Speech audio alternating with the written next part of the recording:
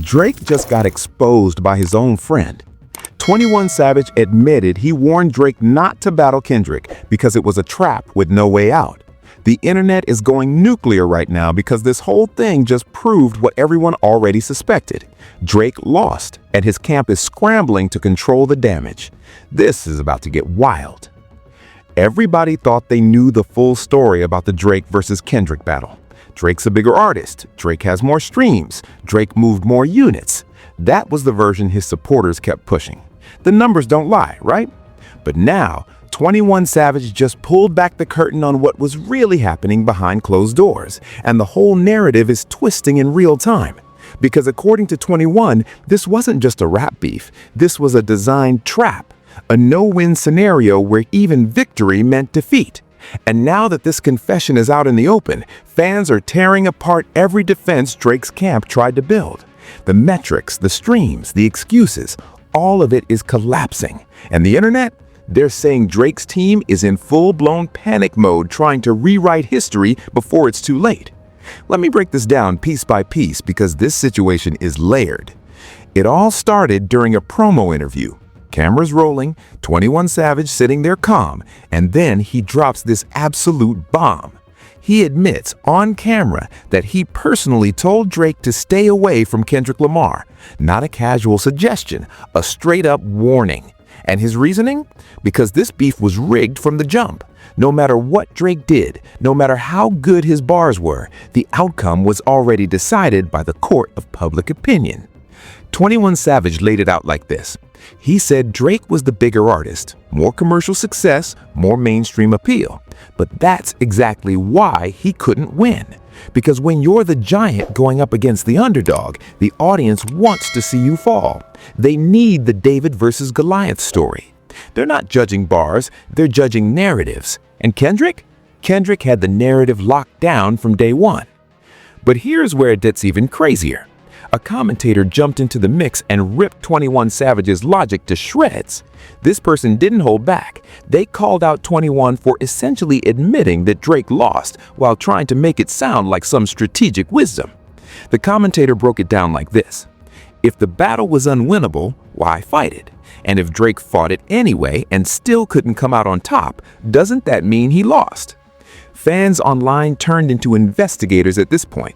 They started pulling up receipts, comparing statements, analyzing every word 21 said and cross-referencing it with what actually went down during the beef. And folks online swear they can see the damage control happening in real time. Because 21's interview wasn't just commentary, it was a shield, a way to soften the blow of what everyone already knows. Let's talk about the numbers for a second, because this is where the defense starts falling apart. 21 Savage and others in Drake's circle kept pointing to streaming stats. They'd say things like, Drake's numbers didn't dip. He's still the biggest artist in the game. The beef didn't hurt him. But then, in the same breath, they'd contradict themselves. Commentators started pointing out that Drake's streams did take a hit during the height of the battle. Not a career-ending drop, but enough to prove that Kendrick's disses were landing. And it gets even wilder when you factor in the cultural impact, because this wasn't just about who had better bars or who got more plays. This was about respect. This was about who the culture sees as the real one. And when Kendrick Lamar performed his Drake diss at the Super Bowl, that wasn't just a performance, that was a public execution on the biggest stage in the world. Millions of people watching. The message couldn't be clearer. Kendrick was saying, I own this moment, I own this narrative, and there's nothing you can do about it. Fans dissected every frame of that performance. They zoomed in on Kendrick's energy, the crowd's reaction, the way the disses hit harder in that setting than they ever did on streaming platforms. And people online started saying the same thing over and over. Drake can't come back from this. The culture already chose Kendrick.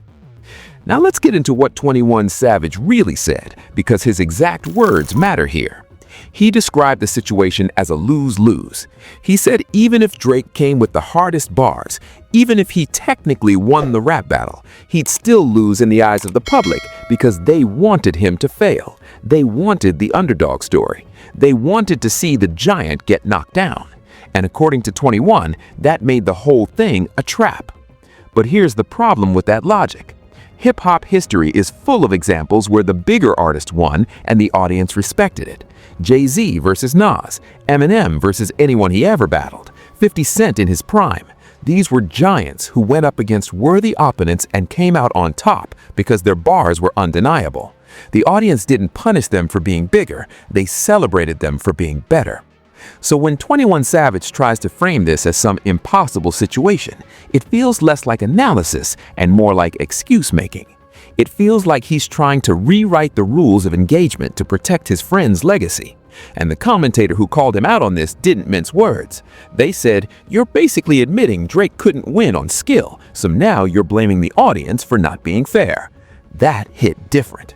And honestly, the more you sit with 21's statement, the more it sounds like loyalty disguised as logic. Because let's keep it real. 21 Savage is Drake's day one. They've got history. They've made hits together. They've supported each other through everything. So when 21 comes out and tries to soften the blow of this loss, it's not hard to see it as a friend trying to protect another friend. But the internet doesn't care about friendship. The internet cares about facts. And the fact is, Drake entered that battle, threw everything he had at Kendrick, and the culture still sided with Kendrick. That's not a trap. That's just what happens when you lose. TMZ and other outlets picked up on this interview fast. Social media exploded. Peace Think started dropping left and right. Everyone had an opinion on whether 21 Savage was speaking truth or spinning a narrative. And the consensus? Most people think he's doing damage control because the timing is too convenient. The battle ended months ago. The dust settled. Kendrick came out looking like the clear winner in the eyes of the culture. And now, suddenly we're hearing about how it was unwinnable all along? That doesn't add up. Fans started comparing this to other moments in hip-hop history where artists tried to rewrite their losses. They brought up old interviews, old tweets, old excuses, and they said, this is the same playbook. When you can't win on the battlefield, you try to win in the aftermath by controlling how people remember it. But the internet doesn't forget. Clips live forever. Lyrics get quoted for years. And Kendrick's disses, those aren't going anywhere. They're part of the permanent record now. So no matter how much Drake's camp tries to reframe this, the evidence is already out there. The culture already made its choice, and 21 Savage's warning, whether it was real or not, doesn't change the outcome. Drake fought, Kendrick won, and now we're watching the fallout. Now let's get into the motive, because this is where everything starts clicking. And to understand why this beef even happened, we gotta rewind and look at the history between Drake and Kendrick. Because this wasn't some random collision, this was years in the making. It all goes back to the early 2010s. Both artists were rising at the same time. Drake dropped Take Care, Kendrick dropped Section 80, and then Good Kid, Mad City. They were both being hailed as the future of hip-hop, but they represented different sides of the culture. Drake was the commercial juggernaut, the hitmaker, the artist who blurred the lines between rap and pop and made it work. Kendrick was the purist, the lyricist, the one that the critics and the hardcore hip-hop heads championed as the real artist. And for a while, they coexisted peacefully. They even collaborated. Poetic Justice, Buried Alive interlude, there was mutual respect, or at least it seemed that way. But underneath the surface, there was always tension. Because in hip-hop, there can only be one king at a time, and both Drake and Kendrick were vying for that throne. The first real crack in the relationship came in 2013 when Kendrick dropped the Control verse, that legendary verse where he called out damn near every rapper in the game by name and said he was coming for the crown. Drake was one of those names, and while a lot of artists brushed it off as competitive fun, Drake seemed bothered. He did interviews where he downplayed it, said it didn't affect him, but people noticed the shift. The collaboration stopped, the public acknowledgments got colder, something changed. Fast forward to the next few years, Drake continued to dominate the charts. He became the biggest artist in the world, not just hip-hop, music, period. His streaming numbers were untouchable, his albums broke records, his tours sold out arenas in minutes. He was operating on a level that very few artists in history ever reach. But despite all that success, there was always this question hanging over his legacy. Is he respected by the culture, or is he just popular? Meanwhile, Kendrick took a different path. He wasn't chasing hits, he was chasing greatness. To Pimp a Butterfly, Damn, each album was a statement. Critics worshipped him. Other rappers called him the best in the game. He won Pulitzers. He was being talked about in the same breath as Nas, as Rakim, as the legends. And that's the difference. Drake had the numbers. Kendrick had the respect. And that dynamic, that's what set the stage for this war. Because deep down, there's always been this sense that Drake wants what Kendrick has. He wants to be seen as a real rapper, not just a pop star who dabbles in hip-hop, not just the guy with the catchy hooks. He wants to be respected as a lyricist, as an artist. And Kendrick represents everything Drake has been trying to prove he is. So when the beef finally ignited in 2024, it wasn't random, it was inevitable. All those years of subliminal shots, all those competitive jabs and verses, all that unspoken tension, it finally boiled over. And once it did, there was no going back. But here's where 21 Savage's warning comes into play. Because according to him, Drake was walking into a situation where the deck was stacked against him. Not because of skill, not because of talent, but because of perception. The culture had already decided that Kendrick was the real one and Drake was the commercial one. So no matter what Drake said, no matter how hard he went, the audience was primed to side with Kendrick. Think about it. When you're the biggest artist in the world, you become a target. People want to see you humbled. They want to see you taken down a peg. It's human nature. We love underdogs. We love seeing the giant fall. And in this narrative, Drake was the giant and Kendrick was David with the slingshot. The story was already written before a single diss track dropped. 21 Savage saw that, and according to his interview, he tried to warn Drake. He said, "Don't do it. You can't win this." But Drake didn't listen. Maybe he thought he could overcome the narrative with sheer skill, maybe he thought his pen was strong enough to flip public opinion, or maybe he just couldn't back down. Because in hip-hop, silence is seen as weakness. If someone disses you and you don't respond, the culture writes you off. So Drake was stuck. Respond and lose. Stay silent and lose. A true no-win scenario. And it gets worse for Drake when you factor in the generational shift happening in hip-hop right now. The younger audience, the ones driving streaming numbers and social media trends, they're tired of the old guard. They want new energy, new sounds, new voices. And while Drake has managed to stay relevant longer than most, there's a sense that his era is fading. The trap-influenced sound that dominated the 2010s feels stale now. People are craving something different. And Kendrick represents that difference. He's the artist who evolves, who challenges listeners, who doesn't play it safe. So when this beef popped off, it became about more than just two rappers trading bars. It became a referendum on what hip-hop values. Do we value commercial success or artistic integrity? Do we value hits or bars? Do we value popularity or respect? And in that battle, Kendrick had the edge from the start, because he embodied what the culture claims to value, even if that's not always what it actually consumes. Now let's talk about the financial aspect, because money always plays a role in these situations. Drake is one of the wealthiest artists in music. His net worth is estimated in the hundreds of millions. He has business ventures, endorsements, a label deal, ownership stakes in companies. He's secured. But with that wealth comes a certain distance from the streets, from the culture, from the struggle that birthed hip-hop in the first place. And that distance makes him an easy target for critics who say he's out of touch. Kendrick, on the other hand, still carries that authenticity. He's from Compton. He raps about real issues, systemic racism, poverty, violence. He's not trying to be a pop star. He's trying to be a voice for people who don't have one. And that resonates deeply with the core hip-hop audience. So when these two clashed, it wasn't just a battle of lyrics. It was a battle of identity. Who represents the true spirit of hip-hop? And according to the commentator who called out 21 Savage, that's why Drake was always going to struggle in this beef. Because no amount of clever wordplay or hard-hitting punchlines could overcome the perception that he's not as real as Kendrick. The culture had already made up its mind. And once the culture decides, it's almost impossible to change that narrative.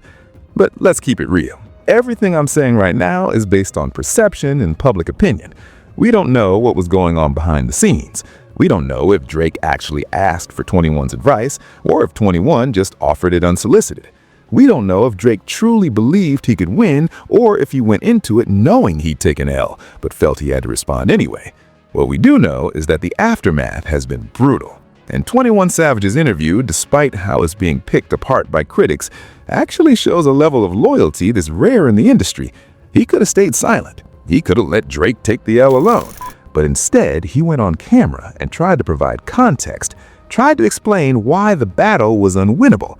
Whether you agree with his logic or not, that's a friend. That's someone who's willing to risk their own credibility to stand by their day one, and that matters. But then there's the flip side. The commentator who ripped into Savage's statements wasn't just attacking the logic, they were attacking the intent. They were essentially saying, you're making excuses for your friend instead of being real about what happened. And that's a valid criticism too, because in hip-hop, loyalty can sometimes become a liability. When you're so committed to protecting someone that you start bending reality to fit a narrative, you lose credibility. And credibility is everything in this culture. Let's not forget about Kendrick in all this, because while everyone's talking about Drake's L, Kendrick is out here living his best life. He performed at the Super Bowl. He's getting praise from every corner of the music industry. He's being called the best rapper alive by peers and critics alike. And he did it all by staying true to himself. Lyricism, storytelling, authenticity. But even for Kendrick, this couldn't have been easy. Because when you go to war with someone as big as Drake, you're putting a target on your own back. You're inviting scrutiny. You're opening yourself up to attacks. And you're betting your entire legacy on the outcome. If Kendrick had lost this battle, if the culture had sided with Drake, his career would have taken a massive hit. He risked everything, and it paid off. But that gamble took courage. Now think about the fans, the ones who invested emotionally in this beef, the ones who picked sides, the ones who spent hours arguing in comment sections, making memes, analyzing lyrics. For them, this wasn't just entertainment, this was personal, because we attach our identities to the artists we love. When our favorite wins, we win. When they lose, we lose. And that emotional investment is what makes these moments so intense. But it also creates a toxic environment. Because once the battle lines are drawn, nuance goes out the window. You're either Team Drake or Team Kendrick. There's no middle ground. And that tribalism makes it impossible to have honest conversations about what actually happened. And that's messed up. Because at the end of the day, both Drake and Kendrick are incredible artists who've given us years of great music. They've both earned their places in hip-hop history. But we're so focused on who won and who lost that we forget to appreciate the art. We forget to celebrate the fact that we got to witness two legends go head-to-head. Instead, we turn it into a blood sport. We demand a loser. We need someone to destroy. And that energy, it's not healthy. Not for the artists, not for the culture, not for us. But here's the reality. This is what the internet does. It amplifies everything. It takes nuanced situations and turns them into black and white. It takes complex human beings and reduces them to winners and losers. And once that narrative is set, it's almost impossible to reverse. Drake will be remembered as the guy who lost to Kendrick, and no amount of future success will erase that. That's just how it works now. One moment defines you. One battle can rewrite your legacy, and that's a terrifying reality for anyone in the public eye. Now let's get back into the evidence, because there are layers to this situation that we haven't even touched yet. And the more you dig, the more damning it becomes for Drake's camp. One of the key arguments that kept coming up during the beef was the streaming numbers. Drake's supporters kept pointing to Spotify, Apple Music, YouTube, saying, look at the numbers, Drake is still on top. The beef didn't hurt him. And on the surface, that seems like a valid point. Drake's catalog continued to pull millions of streams daily. His new releases still debuted at #1. From a purely numerical standpoint, he remained dominant. But here's where that argument falls apart. Multiple analysts started looking at the data more closely, and they noticed something interesting. During the height of the beef, when Kendrick was dropping diss tracks that were going viral, Drake's streaming numbers did dip. Not dramatically, not career-endingly, but enough to show that Kendrick's attacks were landing. Enough to prove that the public was paying more attention to Kendrick's disses than Drake's responses. One report broke it down like this. Kendrick's diss tracks were getting millions of streams within hours of release.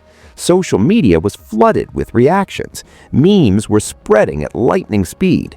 The engagement was off the charts. Meanwhile, Drake's responses, while still pulling big numbers, didn't generate the same level of buzz. They didn't create the same cultural moments. And in a battle like this, perception is reality. If the culture is talking more about your opponent's tracks than yours, you are losing. Let's talk about the Super Bowl performance again, because this is where Kendrick delivered the killing blow. And I'm not exaggerating. That performance was surgical. Kendrick didn't just perform his Drake diss, he performed it in a way that made it impossible to ignore.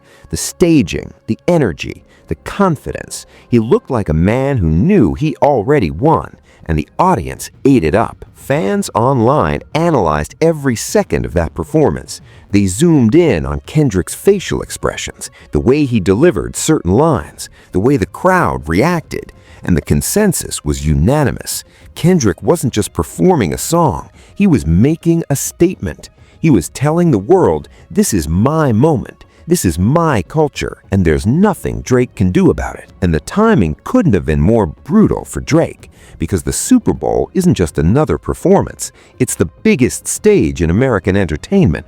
Over 100 million people tuning in, and Kendrick used that platform to cement his victory. That's not something you recover from easily. That's a permanent mark on the historical record. Now, let's circle back to 21 Savage's interview and look at the specific things he said that got people talking.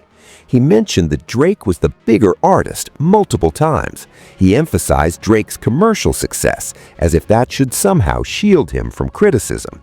But here's the problem with that logic. In hip-hop, being bigger doesn't mean you're better. In fact, sometimes it works against you, because hip-hop has always been about the underdog. It's about coming from nothing and proving yourself through skill. When you're the biggest, you lose that underdog narrative. You become the establishment, and the culture loves to rebel against the establishment. 21 also said that even if Drake had won the battle on a technical level, the public wouldn't have accepted it. They were too invested in seeing Kendrick win. And you know what? There might be some truth to that, because once a narrative takes hold on the internet, it's almost impossible to reverse. The algorithms feed you content that confirms your existing beliefs. The echo chambers get louder, and before you know it, everyone in your circle is saying the same thing. So even if Drake had dropped the most devastating diss track of all time, would it have mattered? Or would people have found a way to discredit it? That's the trap 21 was talking about, and it's a real phenomenon. We've seen it happen in other areas of culture: politics, sports, celebrity gossip. Once the internet decides something, that's it. The narrative is set, and any evidence to the contrary gets dismissed as biased or fake. It's a scary reality, and Drake found himself on the wrong side of that reality. But let's not let Drake completely off the hook here, because part of the reason the public was so eager to side with Kendrick is because Drake has spent years building up a certain reputation. He's seen as calculated, strategic, someone who carefully curates his image. And while that works great for building a brand, it makes you an easy target when people want to tear you down, because they don't see you as authentic, they see you as a product, and products can be replaced. Kendrick, on the other hand, has always been seen as the anti-product.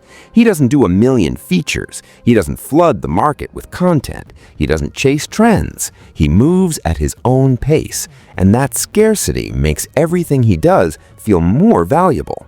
So when he finally steps into the ring, people listen. They don't take it for granted. They treat it like an event, and that's the difference. Drake releases music so frequently that it starts to lose impact. It becomes background noise. But when Kendrick drops, it's a cultural moment. And in a battle of cultural moments versus high-volume output, cultural moments win every time. There's also the issue of lyrical ability, and I know Drake fans hate hearing this, but there's a reason Kendrick is called the rapper's rapper. Other artists respect his pen, they study his wordplay, they acknowledge his skill, and when someone like that comes after you, you better bring your A game. Drake is a talented artist, no question, but his strength has always been melodies and vibes, not pure bars. And in a lyrical battle, that's a disadvantage. Multiple lyricists and hip-hop analysts broke down the bars from both sides, and the overwhelming consensus was that Kendrick's disses were more clever, more layered, more creative. Drake's responses were solid, but they didn't have that same level of depth. And in a culture that values lyricism above all else, that matters. Another piece of evidence that people keep pointing to is the reaction from other artists. After Kendrick's disses dropped, a lot of rappers publicly praised them. They called them genius. They said Kendrick raised the bar for what a diss track should be.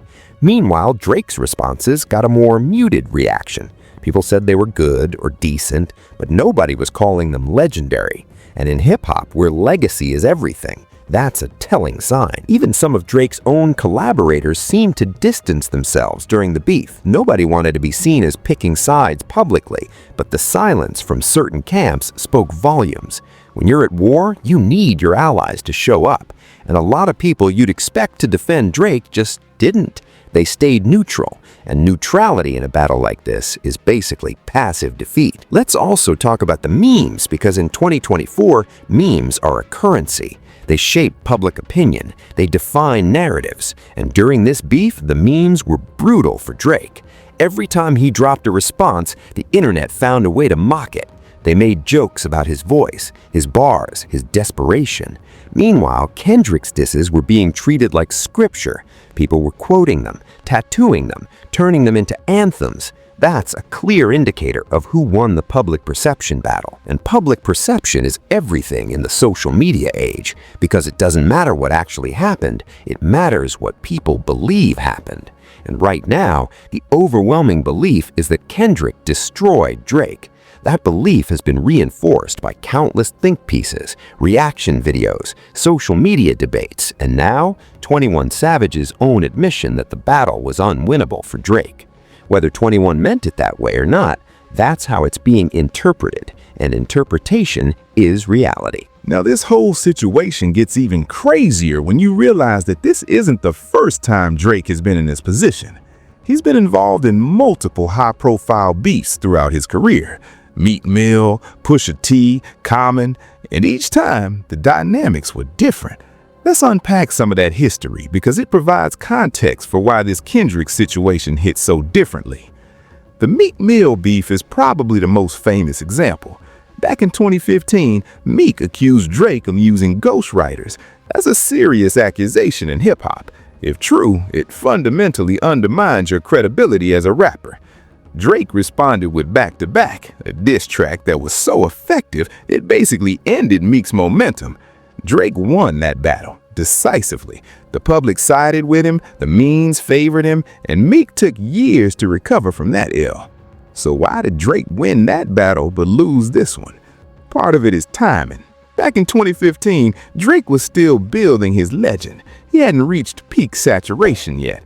People still saw him as the underdog in some ways, the guy from Degrassi who proved he could rap, the Canadian who infiltrated American hip-hop and earned his place. There was still goodwill toward him.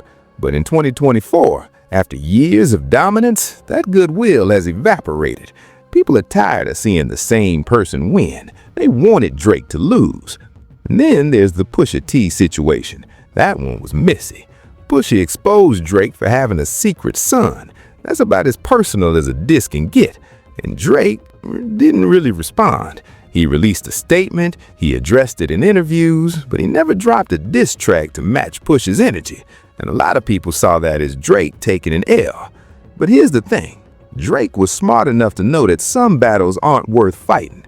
Pusha T isn't a commercial threat. He's a lyricist. Going bar for bar with him on some street-level beef could have backfired. So Drake took the hit and moved on, and his career didn't suffer because of it. He kept dropping hits, kept breaking records, But the Kendrick situation is different because Kendrick represents both the commercial threat and the lyrical threat.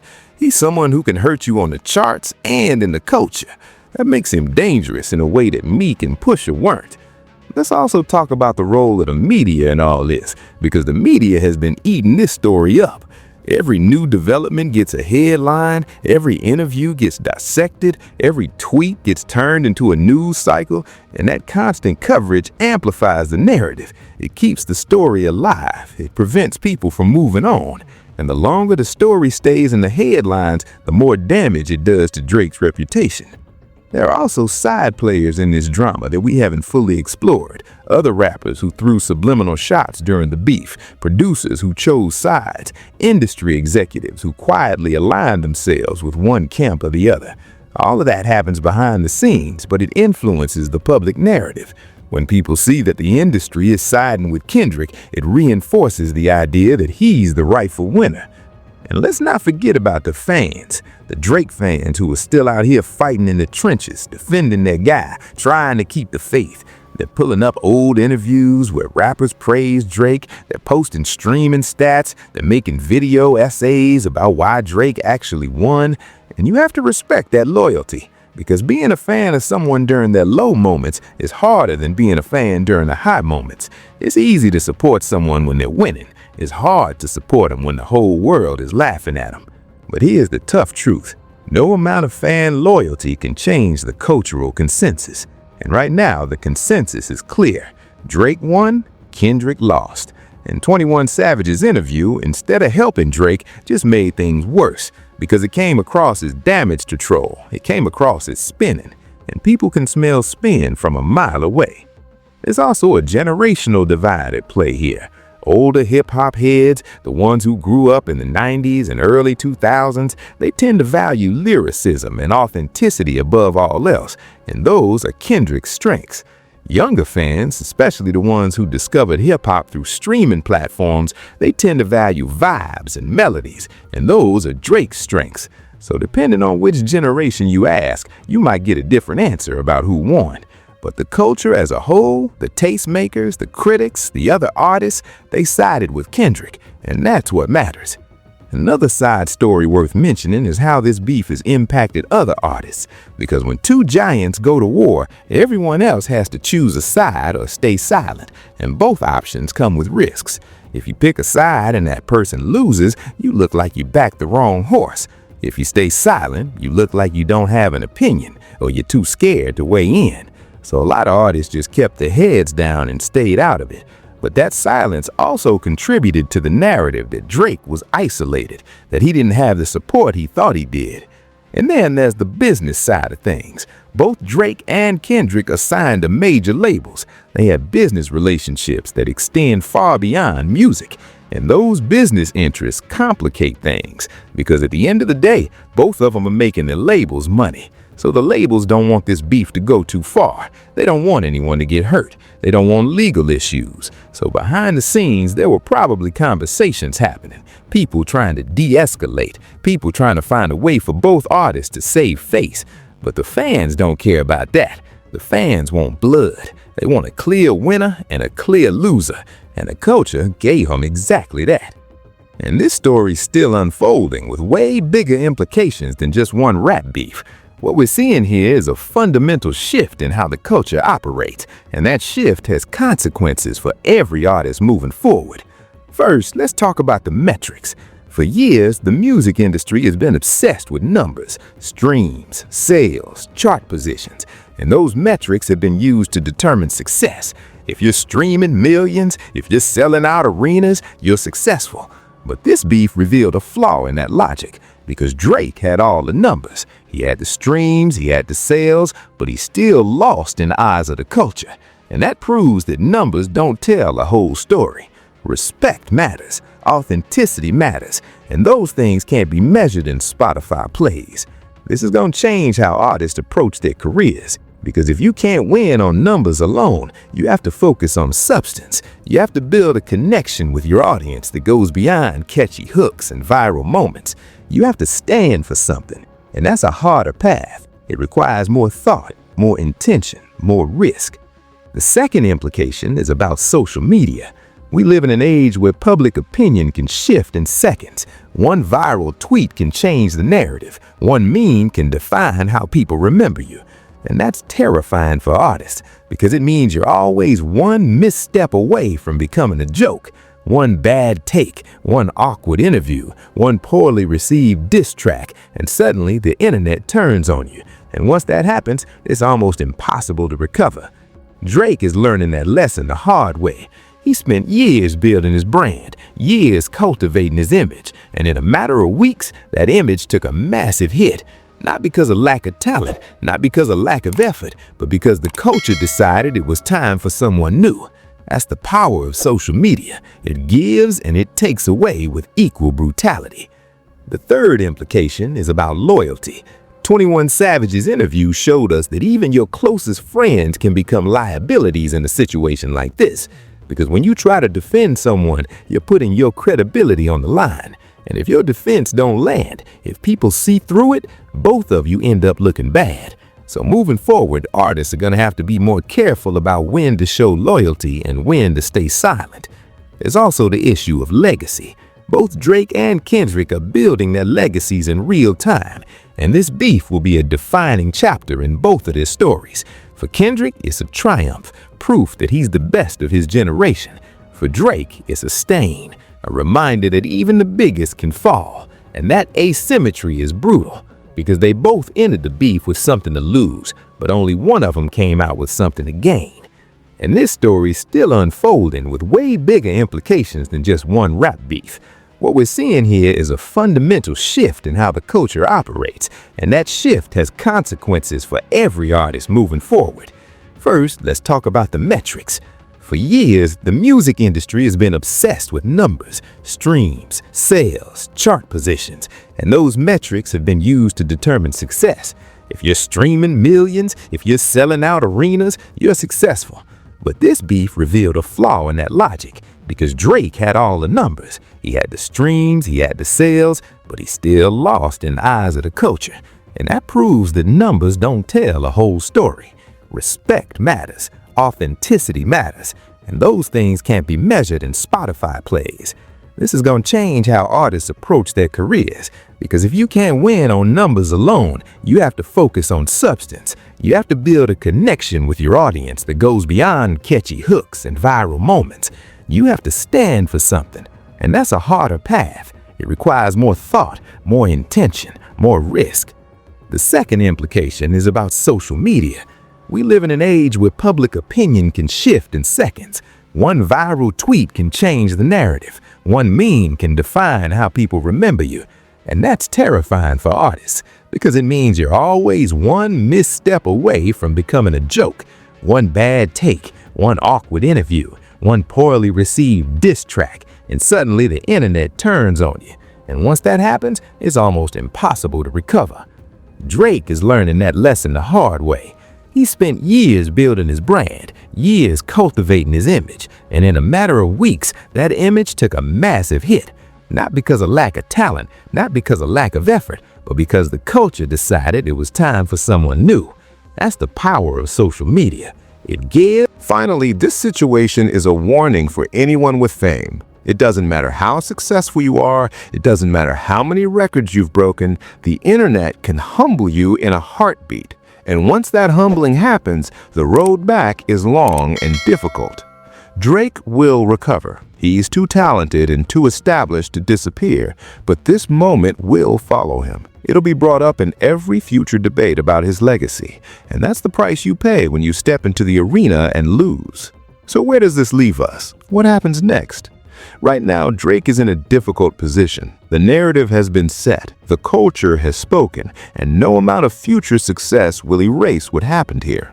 But that doesn't mean it's over for him, because Drake has proven time and time again that he's a survivor. He's been counted out before, he's been doubted before, and every time he comes back stronger. But this time feels different because this wasn't just a loss. This was a public humiliation on a scale we haven't seen in hip-hop in years. The Super Bowl performance, the memes, the think pieces, the confession from his own friend that the battle was unwinnable, all of it adds up to a crushing defeat. And the question is, can Drake recover from this? Some people think he can't. They think this is the beginning of the end, that Drake's era is over and Kendrick's era is just beginning. They point to the generational shift happening in music, the fact that younger artists are moving away from Drake's sound, the fact that the culture is hungry for something new, and they say Drake is going to become irrelevant faster than anyone expects. But others think Drake will bounce back. They point to his track record, his resilience, his ability to adapt. They say he'll take some time off, regroup, come back with a new sound, a new approach, and he'll remind everyone why he's been at the top for so long. Because at the end of the day, Drake is a hit maker, and hits are timeless. As for Kendrick, he's riding high right now. He's being celebrated as the king of hip-hop, the best of his generation, and he earned it. But with that title comes pressure, because now every move he makes will be scrutinized, every album will be compared to his previous work, every feature will be analyzed, and if he slips even slightly, the culture will be waiting to tear him down the same way they tore down Drake. That's the cycle. The culture builds you up, celebrates you, worships you, and then they get bored. They start looking for flaws. They start questioning your legacy. And before you know it, you're the target. So Kendrick better enjoy this moment because it won't last forever. There's also speculation about whether this beef is truly over. Some fans think there's more to come. They think Drake is going to drop a response that changes everything. They think he's been quiet because he's cooking up something devastating. But honestly, that feels like wishful thinking, because if Drake had a response that could flip the narrative, he would have dropped it by now.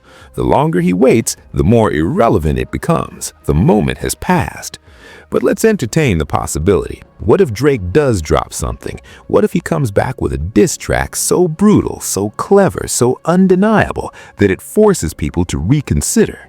Would it matter, or has the narrative been set for too long?